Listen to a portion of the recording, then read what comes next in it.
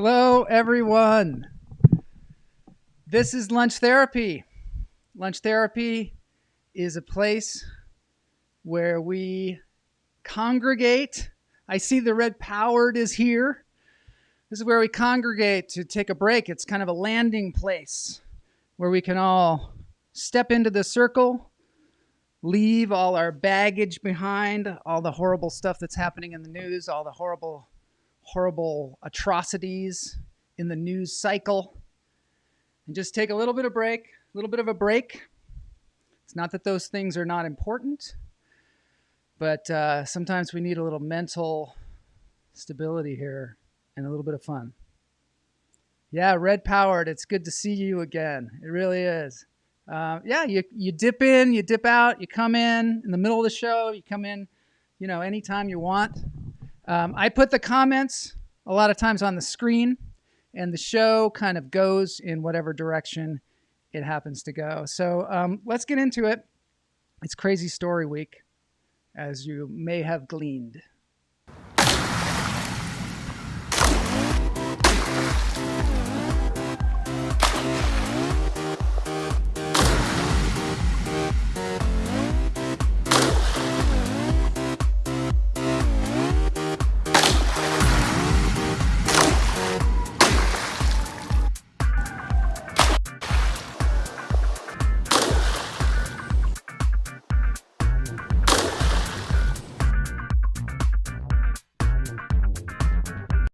I like that. Spread the word. Joel's actually funny now. We seem to have jumped into this video of my cat, and we're just going to go with it. This is my cat, Charlie Brown. I got some cat food, Charlie? And he seems to be a little bit too excited. He wants to eat it before. We're not going to scare you today, Red Powered. Yeah, he wants to eat it before it's delivered to him, before they put it in the bowl. Charlie. I don't know. Are you trying to... He seems like he's very enthusiastic, and that's what I like about Charlie. He's a good cat to have. But we haven't. Red Powered loves cats. I love cats too. I think it's evident on the show for sure. Charlie's a great friend. All right, we haven't done our breathing, and for some reason, it won't let us. Okay, here we go. We got to do our breathing. So on the show, we do countless fat shaming Charlie Brown. We are worried. He is a handsome boy. We are concerned, though, because he is a little overweight. That's why I got the healthy food. And he wants to just dive right into it. Just start eating it right out of the bag. Holy. I think Charlie's related to trash pandas. He does seem a little bit like a raccoon. He is a little bit. Sometimes, actually, I've gone outside and at night and thought he was a raccoon because he's just out there. Now I'm playing with my hair. All right, here we go. In through the nose, out through the toes. Hold it.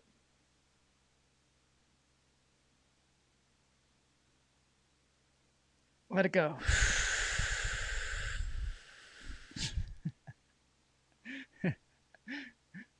In through the nose, out through the toes.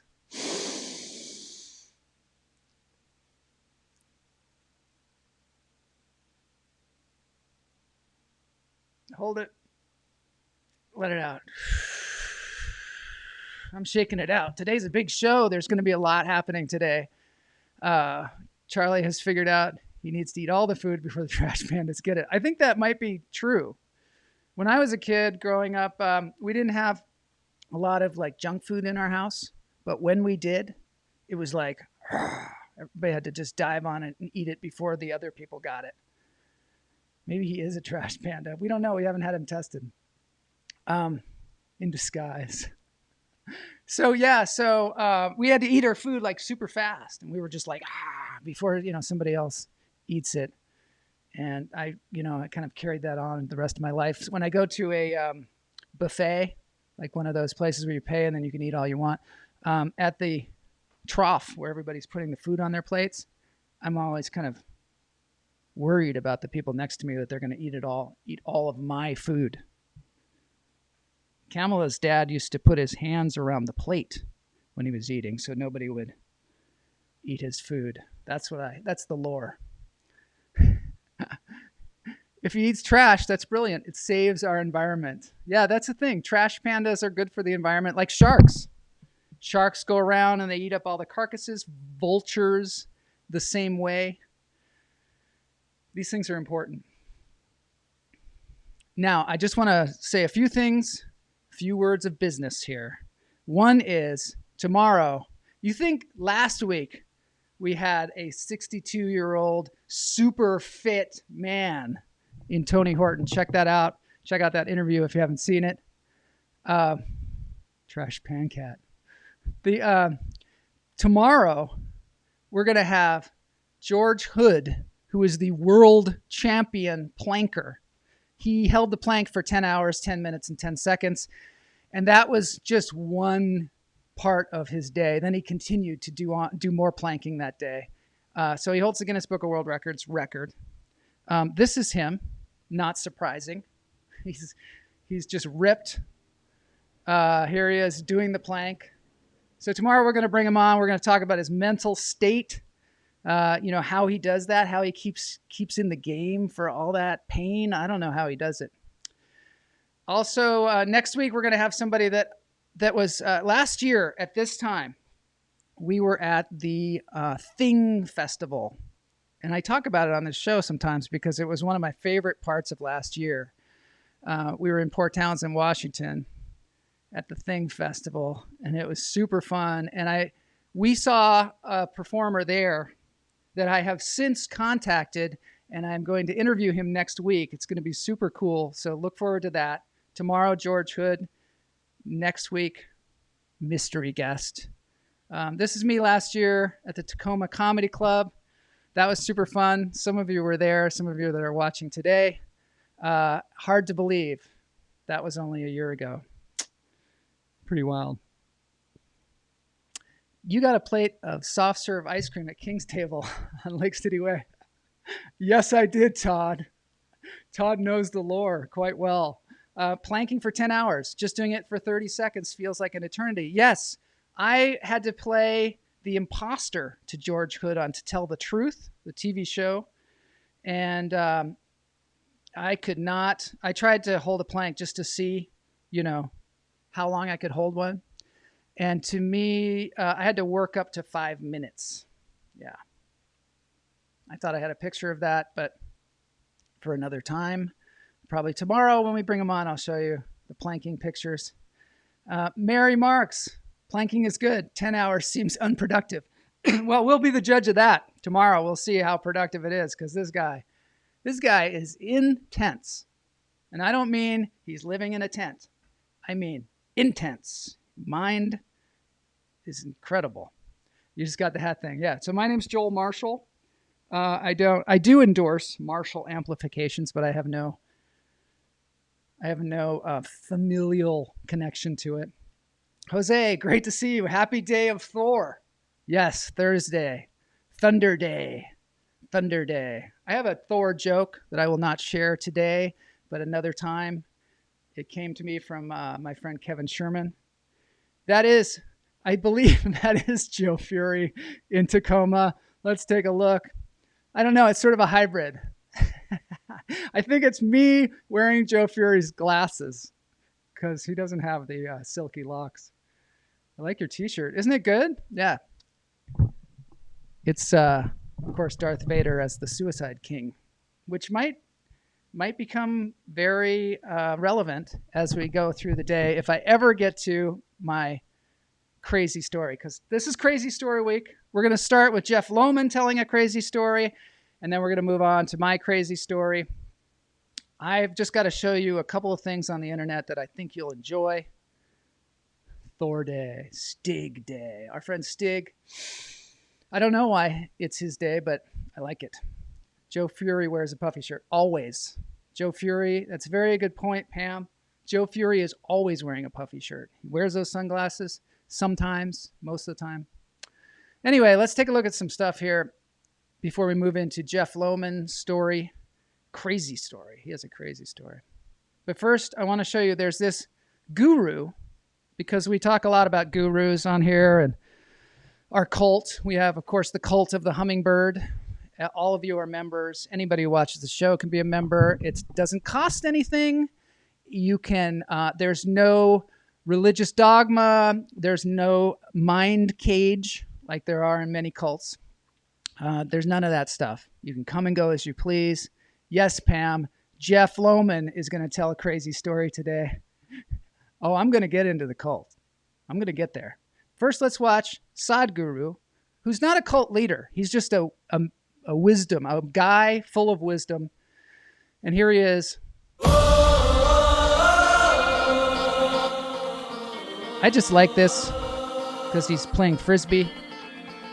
He reminds me of an older version, perhaps, of the guy we had on our show a few weeks ago, my friend Agyat. If you haven't seen that, I think that was 3 weeks ago?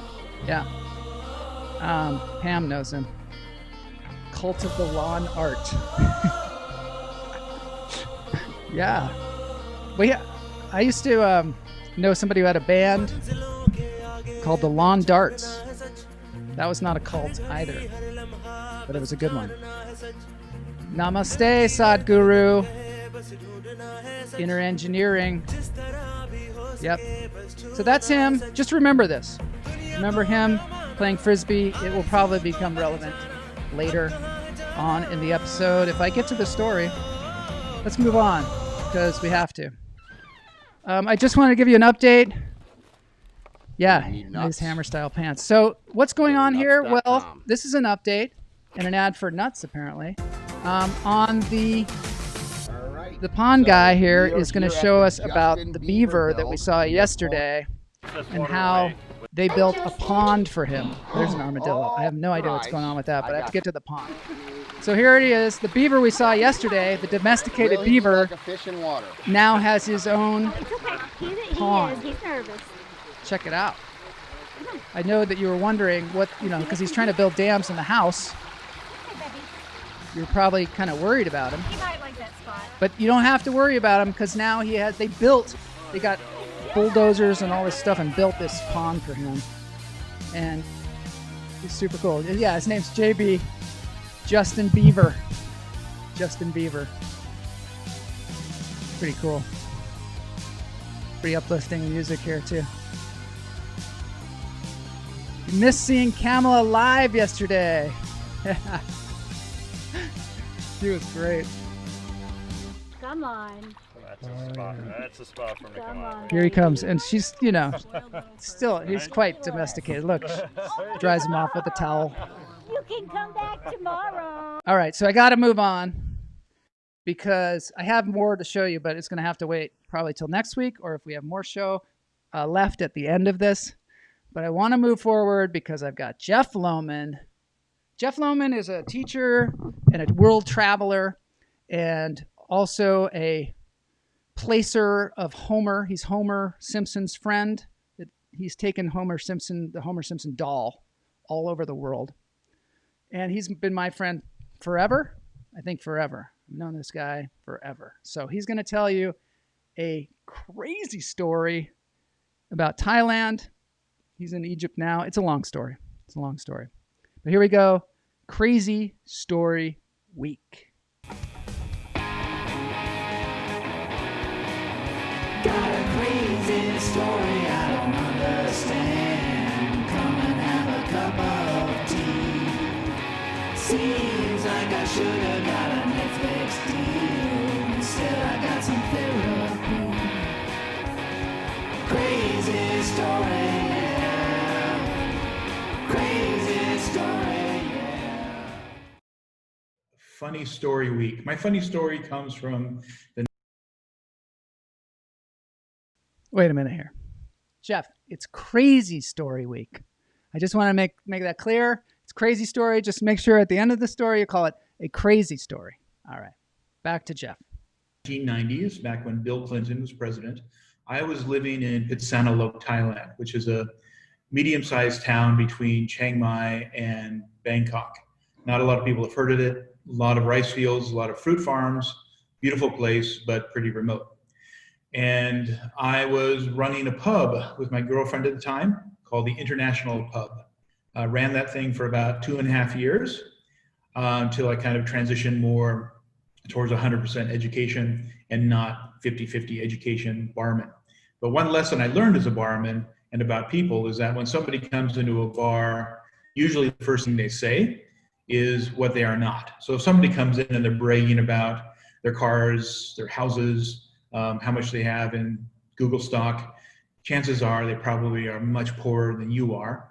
And if they come in and they're bragging about their sexual prowess, they're probably a total loser and have no friends at all. Okay, so that was a lesson I learned from the bar. And to prove my point, there was one night when I was running the bar, maybe 6 p.m., there was an Irishman that came in. His name was Nil, as in zero. And Nil ordered a beer and he paid for it right away, which is unusual because in Thailand, what normally happens is they run a bill up, and then at the end of the night, you go and you pay that bill. So Nil was very much into paying as he goes. And after every time he paid, he would say, "Jeffrey, I'm an Irishman, and Irishmen pay up." So it was a weird thing to say also. But he was okay, not impolite. He could stay in the pub, he could drink as long as he'd like. And he was claiming to be a person that opens up Irish pubs around the world. So he would travel to Hong Kong or travel to Bangkok, and he'd open up an Irish pub. And he claimed that he was on like a 3-day holiday where he would go off to Pitsanalok just to be with the real people and to enjoy himself for a while. Then he would go back down to Bangkok and start up this pub again. So he was looking for a good time. Pitsanalok isn't a resort town, but he tried to make it one. And whenever customers looked like they were going to be leaving, he would go over to the end of the bar and he would clang the bell, which would mean that everybody in the bar gets a free drink. And when people get free drinks, they don't leave the bar. It's amazing. But free drinks, people will stay forever. And eventually it was just getting kind of more rowdy, voices raised, strangers before, friends now. Just that magic elixir of alcohol got people very happy for the moment. And Neil would call out to me and say, "Jeffrey, bring over the tequila." And I'd bring over a tray of tequila shots. All of them were tequila except mine because I didn't want to drink shots of tequila. In fact, the longer you work in a bar, the more coffee you drink. So my tequila was actually little bits of Pitsanalok tap water. And so we'd throw back the tequila shots, people following all over the place. Yeah, fun night for a lot of people. But they eventually go home, except Nil. Nil doesn't go home. He's kind of hanging out a little bit, and he's asking me, like, where can you buy some weed? And I'm like, whoa, Nil, I sell alcohol. That's the only drug I sell. He kind of disappointed about that, but he wandered off. The little leprechaun went off to the nearby hotel. And I didn't see him again until I happened to be in Chiang Mai for visa business, because that's my hobby, visa business. And when I was doing my visa business, I went into a pub, probably after the visa business. And in the pub, I see Nil, and he's sitting at the bar over a beer. And beer wasn't even empty, but as soon as he spotted me, he bolted out the door. He was gone. And that was strange. What's going on? And that's the last I saw of Nil until I saw him on television. My girlfriend calls me over and says, "Look, Nil's on TV." And he was on a show called Cops in Thailand. I don't know, Damruit.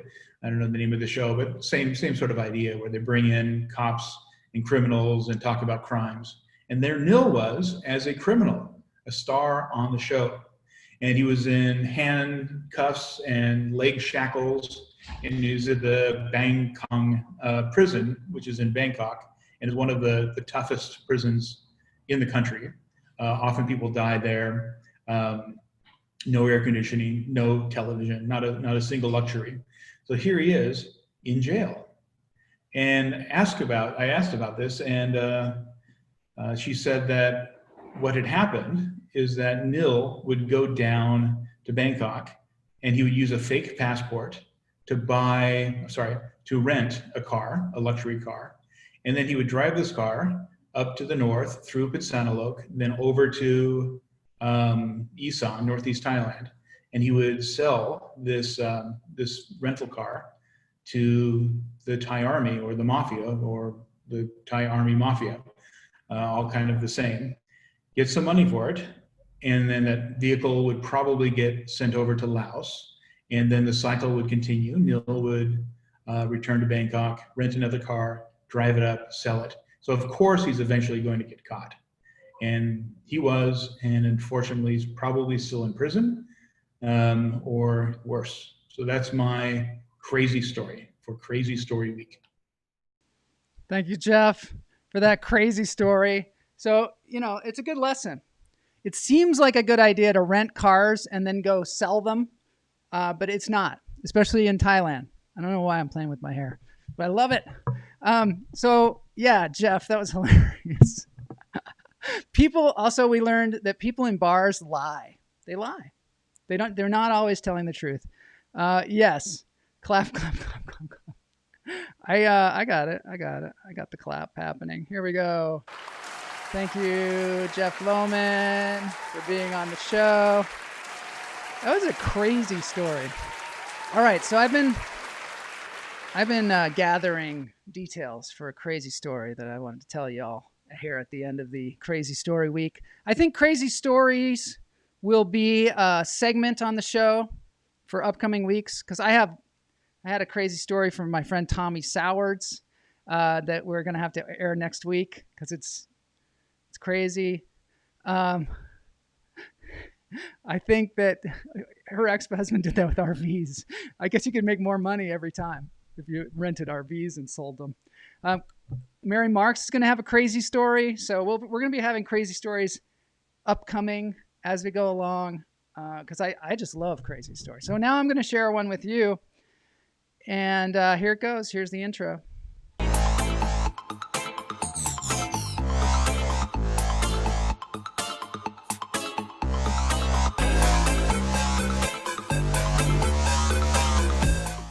All right, here I am in the Trash Panda Comedy Club telling a crazy story. So what happened was we had Amusement Park Week. And Amusement Park Week was super fun. And since then, we've been riding a lot of rides virtually and doing all kinds of super fun amusement park stuff. But I got into this. Fell down a rabbit hole in YouTube, and it was about abandoned amusement parks. And this kind of was a crossover with Paranormal Week as well. And I found this park called the Gulliver's Kingdom. And Gulliver's Kingdom is a park in Japan, and it's based on Gulliver's Travels, the Jonathan Swift novel. And they based an entire theme park on Gulliver's Travels. And Gulliver is there lying out there tied down by the Lilliputians. And this is actually a giant. You can see the little guy in the corner. I mean, that's a full-size man. And you can see how gigantic this is. There's even doors on it, and they open up and you can go inside. But not anymore because this was opened in 1997 and closed in 2001 and was just kind of abandoned out there. And people took all these pictures, and there's all this graffiti. And you can see some of that here. Yeah, you see the graffiti on poor Gulliver's face. I think I could play Gulliver in the Gulliver's Travels movie coming to a theater near you. Yeah, so it's just totally abandoned. And part of it was because it was Gulliver's Kingdom, and that doesn't really seem like a king. He's tied down to the ground. They had bumper cars, they had toboggans, they had all the stuff that you would want in a traction park. But apparently, it didn't fly. 2001, done. Why?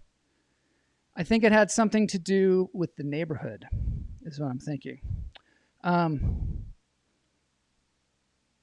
Yeah, I'm getting distracted by the quote. So here it is. So the neighborhood, also in the same neighborhood, which is at the foot of Mount Fuji, this beautiful view of Mount Fuji. And they were like, let's make an amusement park so people have something to do when they're at the foot of Mount Fuji. But it just so happens at the foot of Mount Fuji in the same area is also the Okigara Forest. And I don't know if you know about this, but this is the second most popular place to commit suicide in the world. And I'll let you try and guess what the most popular place to commit suicide is. You want to play the guy lying there? No, I think that would be boring, huh? I don't know. Maybe he's a hero. I don't really know the Gulliver's travel story. Ganel is a shoe in a little Lilliputian. All right. Yeah. So Okigara Forest, people go there to commit suicide. And actually, as you walk into the forest, there are signs that say, think about your parents.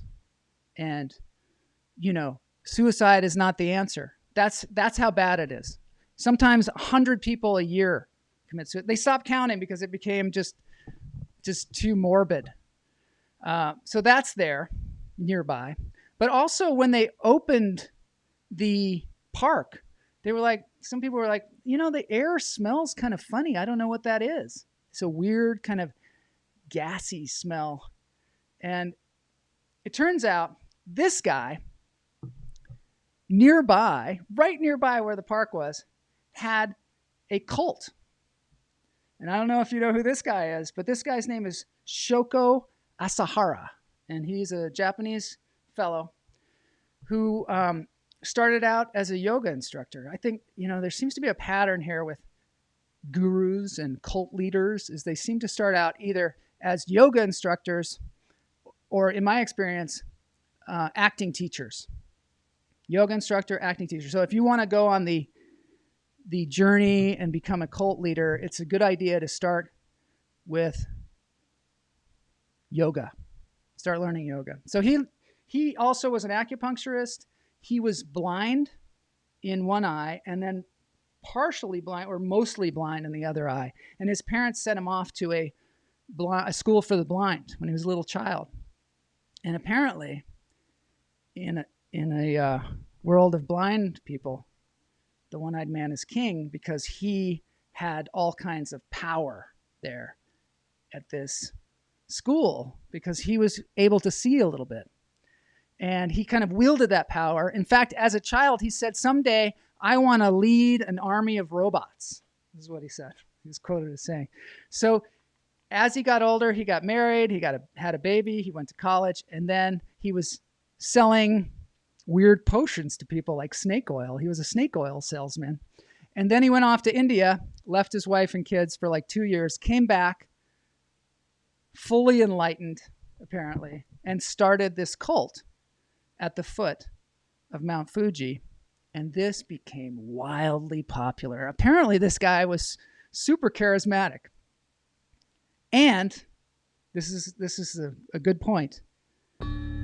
He could levitate. Yeah, so if you're starting your own cult, if you're thinking about starting your own cult, always overpromise. Todd Lee said to me last week, he said, underpromise and overdeliver. But I think if you're running a cult, you overpromise. And you tell people that they're going to have superpowers. I think that is a very important thing if you're starting your own cult. For those of you that want to start your own cult, promise levitation. And also make sure, because this is imperative, that you promise immortality. I personally am a believer of immortality because what's the alternative? If we're going to, we have a choice of what we're going to believe essentially here. And we can believe in heaven, we can believe in immortality, we can believe that we are a spirit that's going to continue on. And I find that much easier to deal with than you die and that's it. I just find life's better that way. Some people may disagree with me. That's cool. But if you're going to start a cult, you got to have immortality, has to be one of the promises. And also you have to tie it to the cult and the philosophy, because if you leave the cult, no more immortality. It keeps you in. You also have to have a cartoon. This is something that we don't have in our cult. Yeah, Levitate like the hummingbird. He has he had a cartoon, and I'll just show you some of it. There he is. There he is levitating. He actually turns into a hummingbird or some kind of bird. So it's always a good idea to have some kind of cartoon. I think it's just a good selling point. I'm going to have to get a cartoon for our cult. There he is flying. I think he turns into a bird here. There he is. Okay. Turns into a bird. It's not a hummingbird. It's more like a phoenix. Yeah, so the cult was called the Supreme Truth. Yeah. It's called Aum Shinriko. Yeah, that's what it's called. Aum Shinriko, which means Supreme Truth. He had something like 10,000 followers. And he made $1 billion. They gave him $1 billion. All these people gave him $1 billion. Apparently, in the 80s, this was the 80s, Japan was super wealthy. Super wealthy.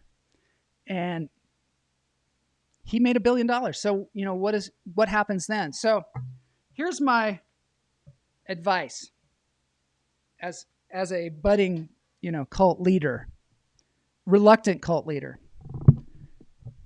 Is you don't go into the area where all of a sudden it turns wrong. And I'll tell you where it starts to turn wrong.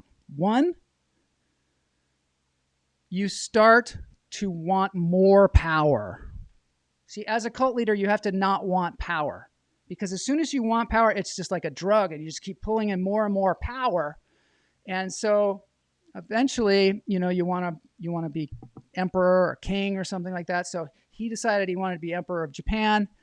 So he started having his cult members run for office so that he could be elected as a cult leader and as an emperor, and maybe even like dominate the world. And he started reading Nostradamus. Apparently he was huge on that.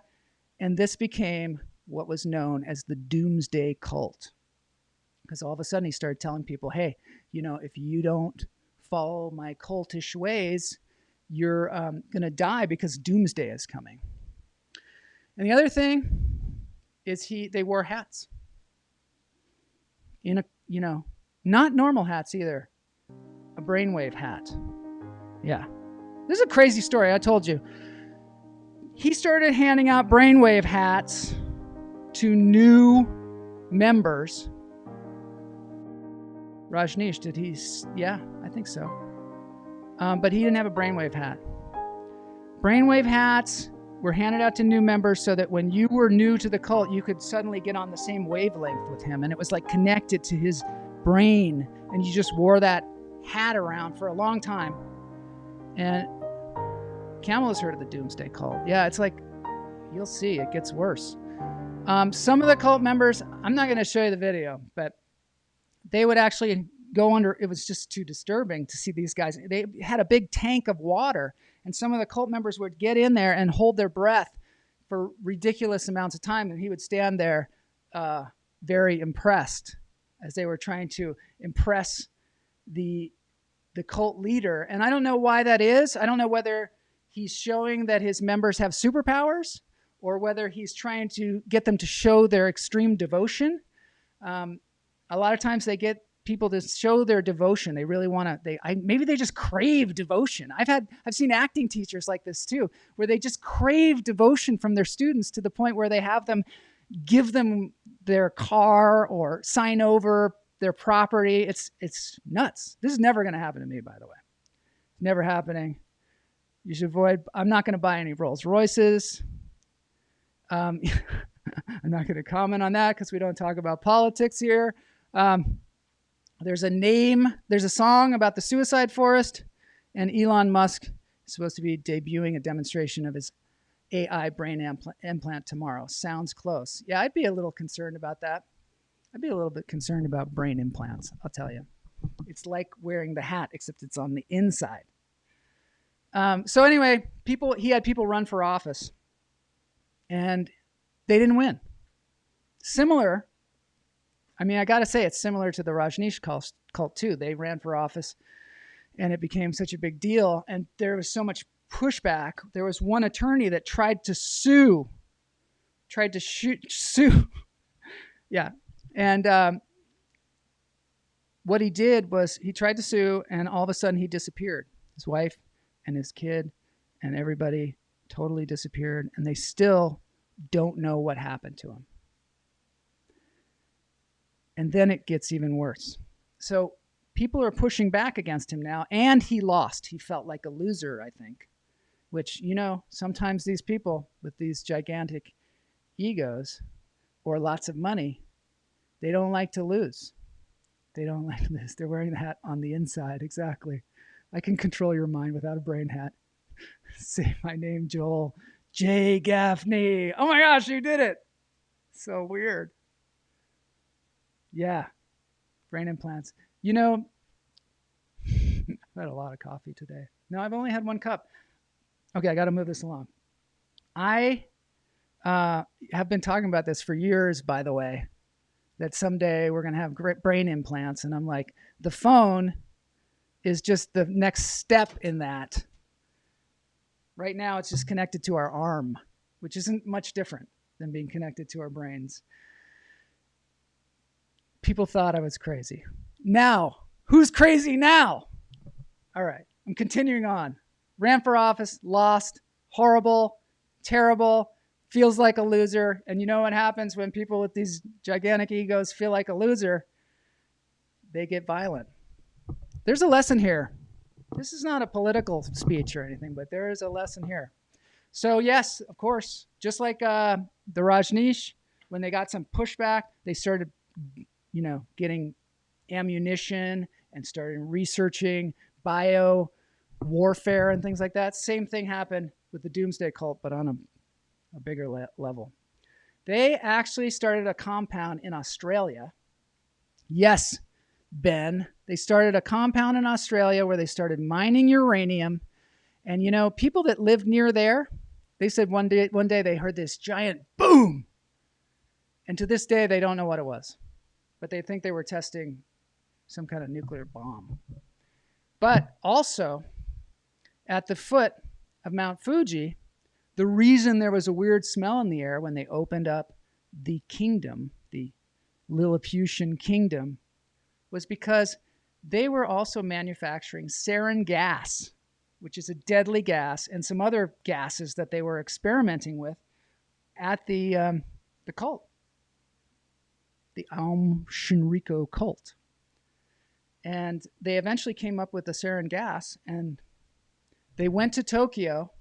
This is where it turns very, very, very dark. They went to Tokyo. They went on the subway with these bags of this sarin gas, and they opened them up and gassed everybody on the subway. And the subways were caught in the tunnels, and 13 people died. 1,000 people were injured. It was a horrible, horrible thing that happened in 1995.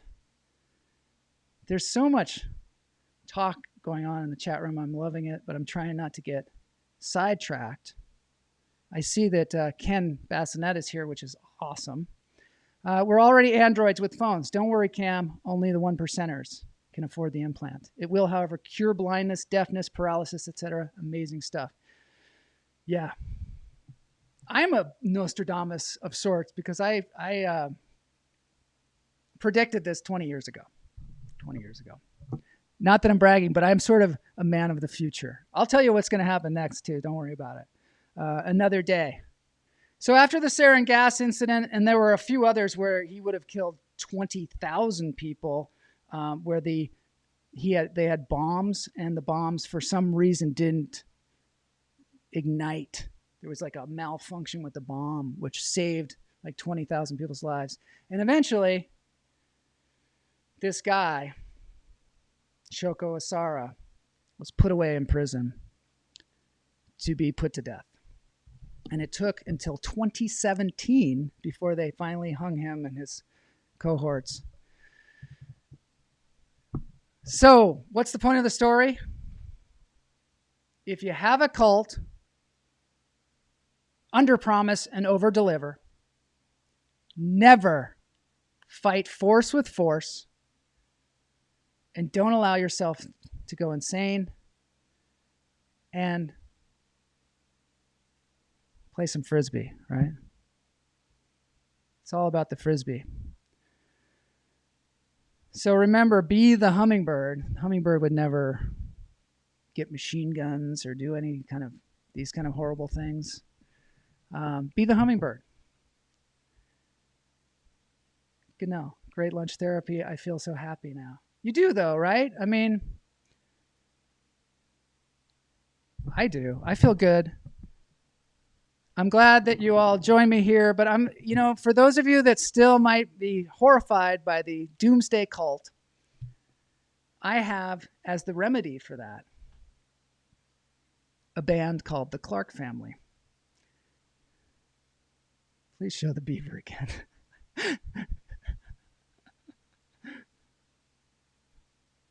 Ben has had an acceptable time. Yeah, you have a much better leader. I'm not sure about Jared Leto, though. I think he may fall into one of those traps.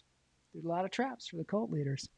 We're not going to fall into them here. We're going to dance. So here it is, dance break. Thank you for joining me for some crazy stories. Tomorrow we have George Hood, who's going to, really set our heads straight. And ladies and gentlemen, the Clark family. Dance if you got them. Hey everybody, we're the Clark Family and we're going to sing Come Together by the Beatles. 1, 2, 1, 2, 3, 4.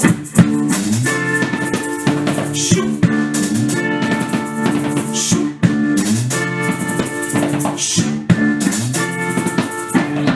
Here come on, flat top and come grooving up slowly. Got juju eyeball, he one holy roller. He got hair down. These people are awesome. I don't know them. I'm only going to play a bit of it because you can go to their channel on YouTube. The Beatles, of course, come together. Goes well with the Blue Oyster Cult. All right, we'll see you tomorrow for George Hood Interview Friday.